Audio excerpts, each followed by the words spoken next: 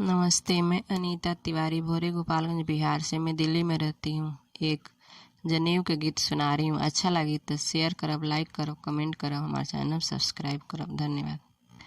आरे आरे काली बदरिया मोतिया बूंद बरिसहु हो।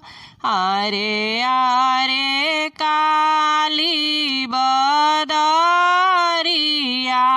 मोतिया बूंद बरिसहु हो।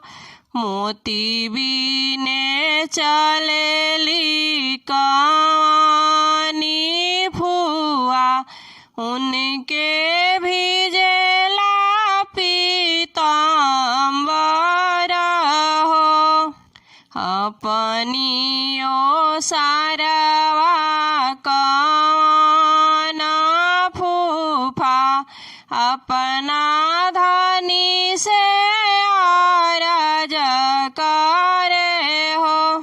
अंगना में बरी से काली बदरिया, धनी काहे मोती बीनेलु हो। हमारी नैहरवा भतीजवा, उनही के जानेउआ हुए हो।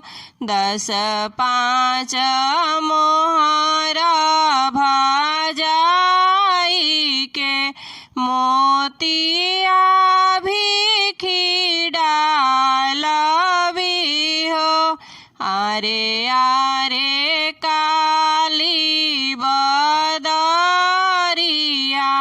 मोतिया बूंद बरिसहु हो।